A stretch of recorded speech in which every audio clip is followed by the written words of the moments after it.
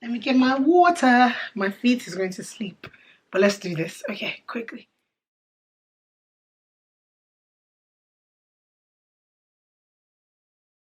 Abimbola, pepe, ripe. Hey, pepe, ripe. Sugar, sugar. Hi, sugars. What's up, guys? I know. It's not been long because I literally just dropped my birthday BTS. But anyways, how are you guys doing? What's up? I'm still in the Americs, so yeah, I'm still in America, collecting fresh air, just living my life, trying to be great. Hope you guys are well. Please do well to subscribe to my channel. Thank you. Today is just a very short one, but I just felt like, talking to us ladies. I've been saying I'll do this particular video for a while, but I just kept on stalling. Even today, I woke up, I've been up since 9, my nephew woke me up, and I was like, I need to shoot this video. I got ready, I've just been dilly-dallying, but last I'm here. So this video is not going to be serious, but I just want us to talk about the woes, what we go through as women during our monthly cycle. Yes, it's a very awkward conversation, but I just want to share what I've been dealing with for the past, 25 years. Yes, do the math. 25 years. And it's not easy. I'm still learning every day and trying to understand my body better. So I'm hoping that someone can take something out of this video, and that, if you're a doctor, you're a nurse, medical practitioner, or just share your experience as well in the comment section. All right, cool, let's go. So without going too personal here, but I have to. I saw my period for the first time ever when I was 10. I remember it vividly. I had just gone for my cousin's birthday party. Shout out to Mr. Deshugwa. And after it, I get home and I'm taking a shower, and I just noticed that, there's a bathtub, it's white. And I'm just noticing like this, I'm like, what is going on? What is this? And I start to shout, and I'm like, mommy, I'm washing, and this is coming. And my mom comes in, and she's like, oh God, okay, let us praise God. Now, if you know my mom, I call her deaconess. So yesterday, my mommy goes into a prayer session, and I'm like, what's going on? The next few days is nothing shy of Nollywood movie. She calls my grandmother anybody, my dad's mom, and my dad's mom is like, oh my God, praise the Lord. She's sending chicken from Ibadan. She calls my grandmother in Worry, that's her mom, and that one too is thankful. People send me money, they kill chicken on top of my head, and I'm like, wow, we're quite dramatic here. Maybe you are not understanding. I'm telling you lots, I'm bleeding, and you're giving me all this rubbish. Anyways, that month went by, and then I think it was 2, 3, 4 months afterwards that I experienced the first thing I would know that is called period pain. It was excruciating, to say the least, but I couldn't understand why. And so I was just like, okay, maybe this thing too will pass. And then I think the next year I went into secondary school, and I went to Air Force Comprehensive School in Ibadan. Shout out to the ASCS people. And I get into secondary school, and I'm telling you, from the first year I was in secondary school to the last year I left. So I got in 1997, I left 2003. There was nobody in my set. If they paid attention, I did not know when I was on my period. Let me tell you why. You will see Bimbolacraig today in class. The next time you're looking for Bimbolacraig, she's in the sick bay. By the next evening or by the next day, Bimbo is back in class again, very jovial and unusual self. That's because I used to have really nasty period pains. Like, it was so nasty to the point whereby I would have to be given an Algin injection. Now, if you know what an Algin injection is, then that means you know, and me and you, we are in sync. Because if you don't know, I cannot help you. Because even now they've discontinued it. That injection, they will give it to me, it will knock me out. It will knock me out, it will knock my pain out. By the time I wake up, I feel brand new. But before they give it to me, first of all, they want to be sure that the pain is really killing me. Shout out to all the nurses in Air Force sick bay. I'll be rolling on the floor. Me and a particular friend of mine, I'm not going to put her business out there, but she's, you know her. We'll be rolling on the floor together like this. Gin. It was terrible. It was terrible. And the older I got, I wouldn't say the less, I would say the less pain, but I also think that I have a really good threshold for pain.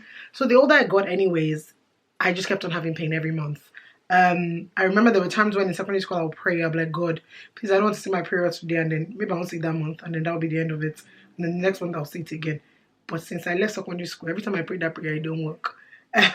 So fast forward, I leave secondary school, I get into university. It's the same thing. There's nothing I've not taken. Feldin, Felvin, Boscopan, Ibuprofen, Tylenol. All those things are like drinking pure water for me.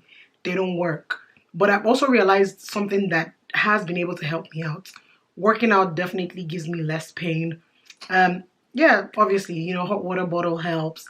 But I also take something that my gynecologist recommended to me, and that was diclomol. Now, diclomol is a mixture of paracetamol and diclofenac, and so it works actively together. I'm not telling anybody to take it, I'm just telling you what was recommended. Please see a doctor, see your gynecologist first. But even then, what it does is it doesn't knock me out. It knocks out the pain for like 4 or 5 hours, but after another 5 hours, I need to top up again. And so that's what I've been taking for the past few years. But like I've said before, I also have a very good threshold of pain, and working out has helped a lot. So over the years, I would say that my pain is more bearable. There were times when I could not go to work. I would never forget. I could not go. And ask anybody who worked with me while I was working in a law firm, they'll tell you. Like, they knew. Nena, God bless her. Every time, if I was filling out a form, I'll put the dysmenorrhea, because it is the type of sickness. But I'm thankful because I've done every search possible. I don't suffer from PCOS. My womb and everything is fine. My linings are fine. It's normal. I guess some of us will just always have pains. But I also want to talk about the myth and sometimes maybe the stigma to it. I know that as the years have gone by and my understanding of it, some people say that period pains are inherited. I know my mom and her sisters had it really bad, and I have it. I remember when I first heard about getting on the pill, and I couldn't understand why anybody would get on it, because I'm like, except you're having sex, that's the only reason why you want to get on it. I'm not having sex, I'm trying to get on the pill, man. Shoo. But then over time, I realized that I had friends who obviously weren't sexually active, but were taking the pill as well, because what that does is you get your monthly cycle every other month, but your flow is less. You also have less pain or no pain whatsoever.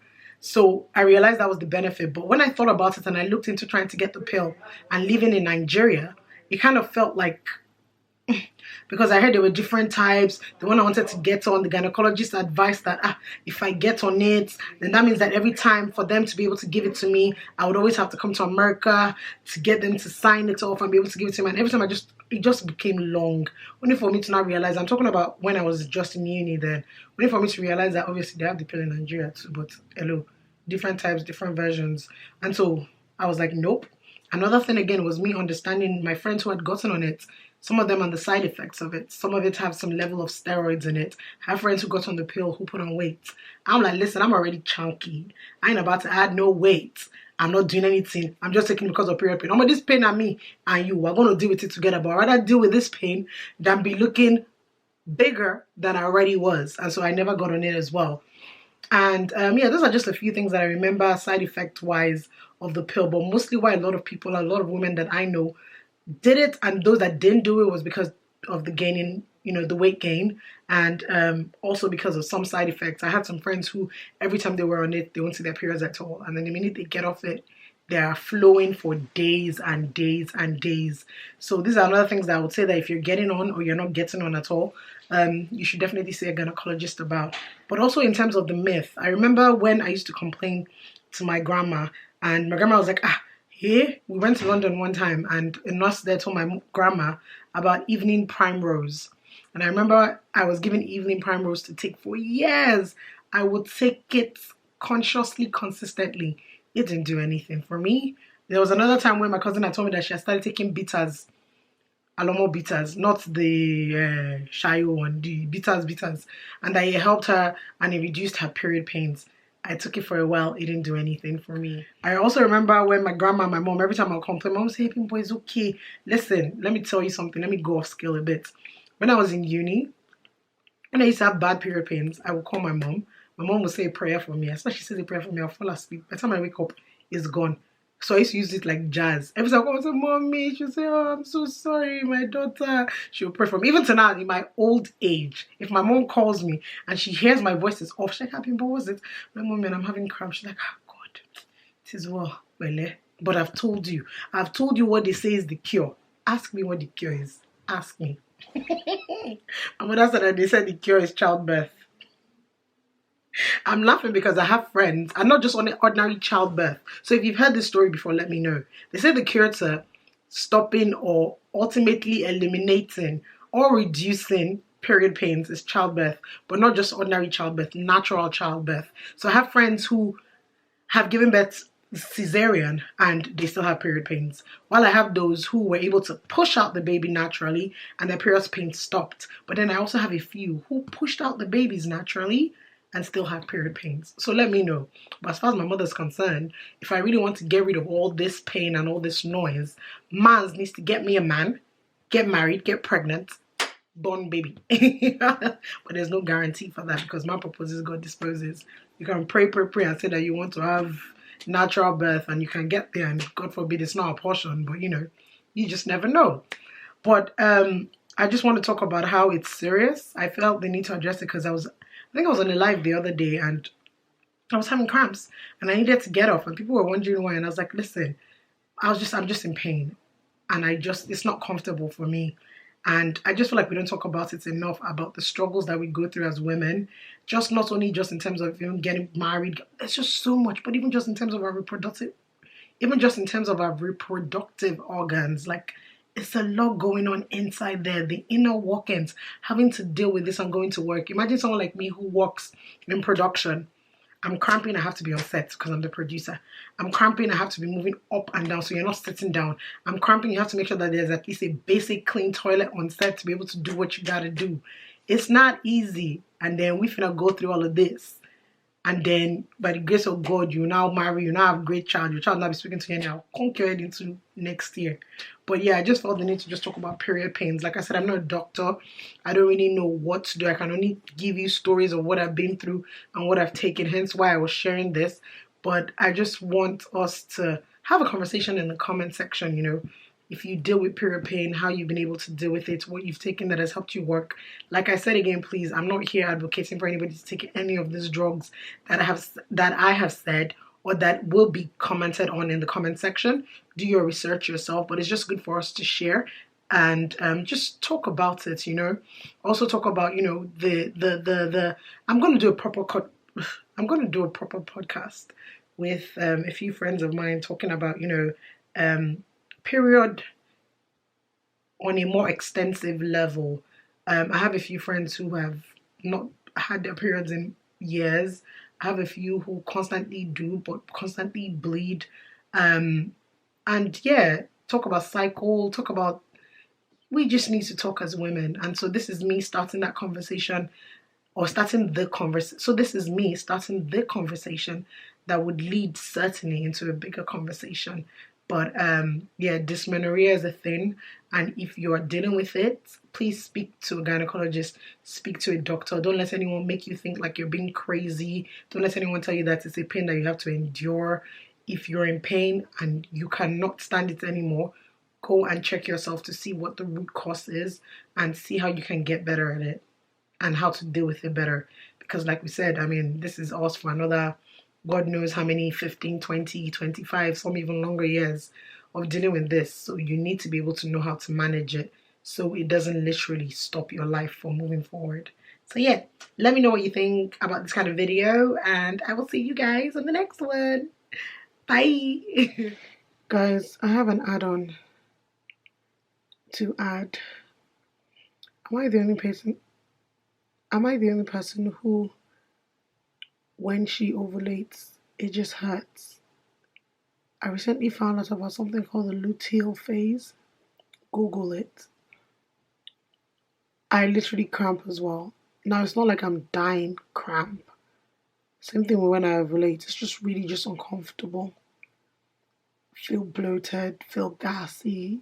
Well, bloated. But just cramps. Just like uncomfortable cramps. Not painful. Just uncomfortable, like you can't, it's like this nudge that you just can't shake off. Yeah, it's literally painful. Shout out to boarding house, and this my black elbow. But yeah, been in bed. It's just been, and it's on one side. It's literally like on my left side. It's just there. It's just throbbing. It's just hurting. It's just uncomfortable. Don't feel like eating. Don't feel like doing anything. So I guess this is real life. Yeah. Again, subscribe please. Let me know what your thoughts are in the comment below. I just thought to add this real authentic discomfort I'm experiencing right now, seeing as it's on brand and in theme with the topic of conversation. You know, when I start speaking English, I'm just done. Alright guys, later.